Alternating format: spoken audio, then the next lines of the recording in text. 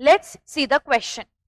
If a grasshopper cell contained 200 unit of DNA during G2 के अंदर 200 units of DNA है, what would be the quantity of DNA in one of the 4 grasshopper cells at the end of telophase 2 of meiosis? telophase 2 of meiosis.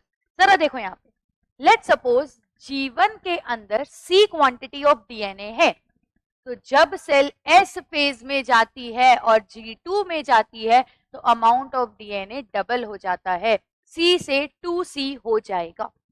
फिर ये cell meiosis 1 कर लेगी और जब इसका मियोसिस 1 कंप्लीट हो जाएगा तो ये अमाउंट ऑफ डीएनए 2C से वापस C पे आ जाएगा।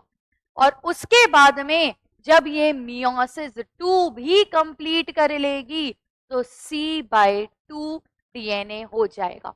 या अगर मैं चाहूं तो मैं ऐसा लिख देती हूँ कि यहाँ पे 2C है तो यहाँ पे 4C हो जाएगा, यहाँ पे वापस से 2C हो जाएगा और यहाँ पे C रह जाएगा। ऐसे मान लो, कोई प्रॉब्लम की बात नहीं है भैया कि पहले 2C था, S में डबल होके 4C हो गया, G2 में भी वही रहेगा, मियोसिस 1 होगा तो आधा रह जाएगा 2C और मियोसिस 2 होते ही और आधा हो जाएगा C अमाउंट ऑफ डीएनए हो जाएगा। अब यहाँ पे इन्होंने बोला है 200 यूनिट्स मेरी मौजूद हैं G2 में, G2 के टाइम पे 200 यूनिट मौजूद।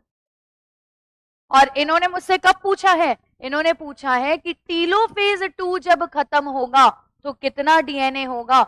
G2 में तो था 4C, यहाँ पे मियोसिस 2 के बाद में बचा C। तो अगर कोई पूछ रहा है टीलोफेज में कितना डीएनए है तो मैं बोलूंगी G2 में जितना भी है उसका डिवाइड बाय 4 कर दो, यानी कि 200 की 4 यानी कि 50 यूनिट डीएनए हो जाएगा।